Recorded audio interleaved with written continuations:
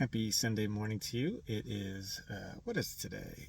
June the 8th, the day before the commencement of Steam Next Fest, which Mailstrom has a demo that is now downloadable that will be participating in Next Fest.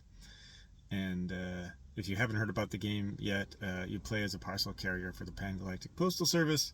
It is between 1 and 4 players.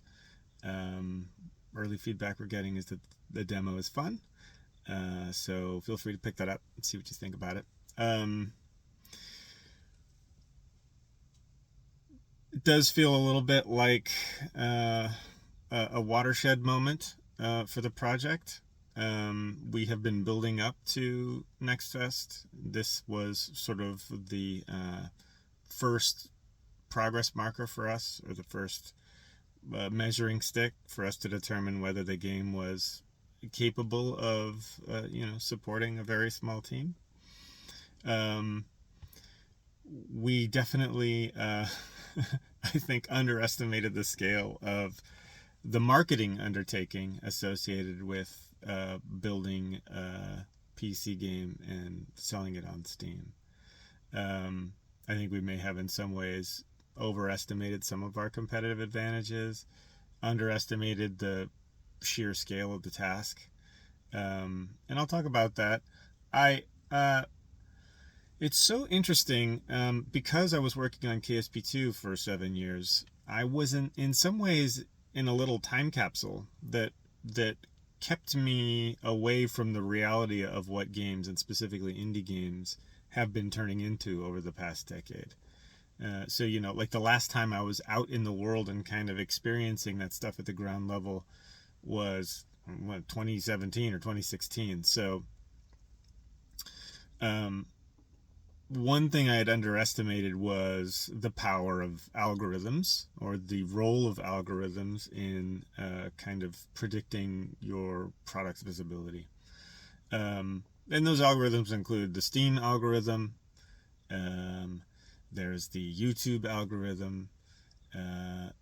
Really, people's ability to even be aware of the thing you've made are heavily predicated on how the algorithms choose to surface you to those people. And many of these platforms are platforms that profit by the sale of eyeballs to people who want to market their product. So the challenge of marketing your game without spending money is also significant. And then there's also this sort of like Protestant work ethic, I don't know what it is, American thing in me that is self-blaming, and that if a thing is not selling well or is not immediately viral, then that means that I didn't do a good enough job making the thing. So I'm constantly having to remind myself, and Dan is having to constantly remind me that, the market performance of our game may or may not be related to how rad it is. Like that if it were, it may be amazing and still not really being experienced by a large number of people because of how many other things there are out there that are competing for those eyeballs.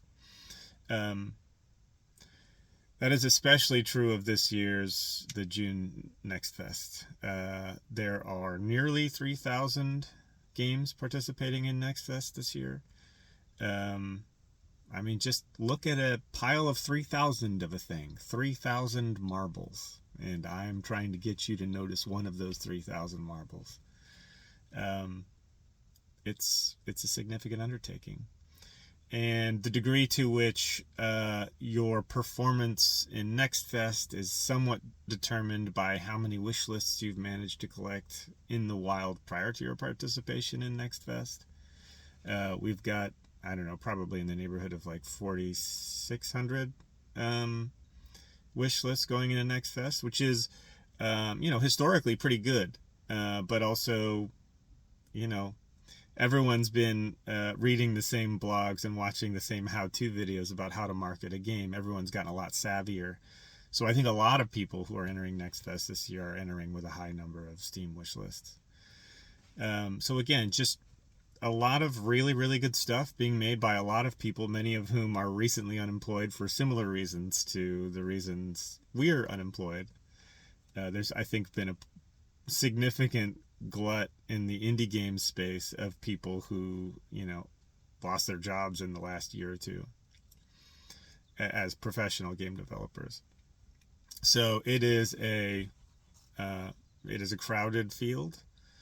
It's a difficult terrain to navigate. Um, yeah, and I contrast that with my experience of marketing an independent comic that I drew in the year 2010, which was at the time considered a pretty successful indie comic. My marketing coup was to write a blog about making my comic book. That we lived in a world back then, 15 years ago, where people read blogs, and you could make a splash. You could get noticed by a publisher, in fact, which is what happened to me, just by posting some interesting content to a blog. And I think there was probably some lingering, I don't know, habit of mind from that era, and then of course, not having been in the trenches for the several years that I enjoyed the competitive advantages that came from working on a game that everyone already knew about. That then re-entering the fold, I think my initial theory was, hey man, we're gonna make we're two cool guys, we're gonna make a cool game, and it's gonna be fun. And boy, wouldn't it be cool if we just release it the first day we start working on it, just as soon as it's just a partially implemented tech demo, and make sure that it's priced according to its current value. So that would mean for the first several months of the game, we would charge pennies. It's 25 cents to start, and then it's $1, and then it's $3 or whatever, right? And the idea was that no one would ever feel fleeced. No one would ever feel like they paid too much for the game. And if they had, an interest in what the game would become at any given point, they could then buy it and get locked in at that price, and then just keep on trucking. And, I think we've very rapidly kind of entered the world of the game dev subreddit of, no, there's rules. This is a world of structure, and there are ways things are done, and the algorithm reinforces those rules. To raise your price for any reason is actually to make yourself less appetizing to the algorithm. To release an unfinished product too early is to, trigger a bunch of, timers, essentially, that go cold fairly rapidly. There are all these you must strike while the iron is hot kind of events built into the Steam marketing pipeline.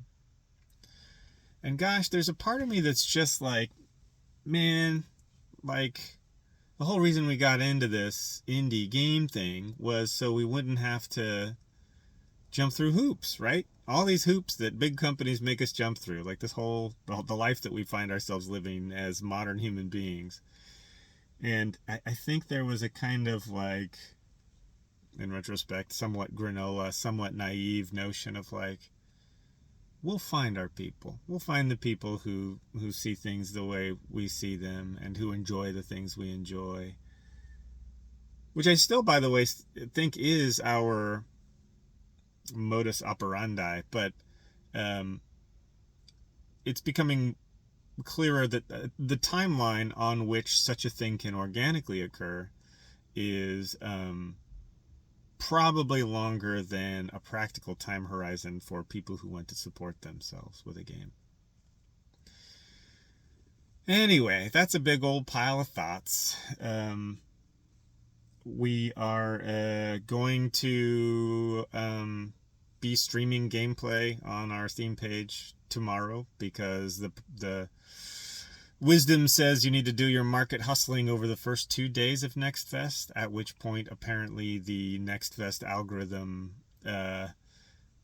locks you into a certain tier, a certain category, and so there's sort of 2 days of like wheat and chaff separating, and then the algorithm is like, okay, you are now visible and you are less visible.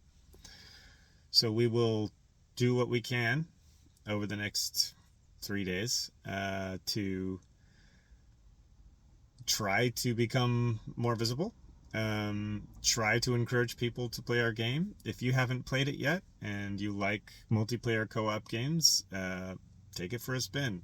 We completely overhauled our demo over the past 2 weeks. Radically expanded the amount of locations that you can visit in the demo. We realized our initial impulses about just give them a taste were not really all that helpful to us. So it's much more than a taste. I would say now the demo gives you a meal and assumes that if you like the meal, you will be eager to come back for more. We have had a few people in our Discord, which I highly recommend you join if you're interested. Those early players of the game got us extremely helpful feedback. I want to thank them here. Like, there were so many things that we had become blind to because we were living with the game every day and getting brand new eyes on the game and brand new system specs and brand new experiences and just uncovering simple annoying bugs. We've learned a lot over the last 2 weeks. It was better to learn those things before the beginning of Next Fest than during Next Fest, so we're much more confident in the stability of the game. And we'll keep learning. I think probably, if I am predicting the future, at the conclusion of Next Fest, we'll probably have a sit down and talk about how much of our lives we are still able to devote to this project, whether it becomes a thing that we continue to advance on the side while holding contract work. We'll ship the game, but I think our degree of confidence in the game being the only thing we do will be significantly impacted by its performance during Next Fest. Yeah, so that's kind of where we're at, becoming a little more realistic in our understanding of how we fit into the grand scheme of things. I'm still very, very proud of the game. I still think it's a lot of fun, but we'll see if other people agree. Hope you're having a good weekend. Play our game, please. Bye.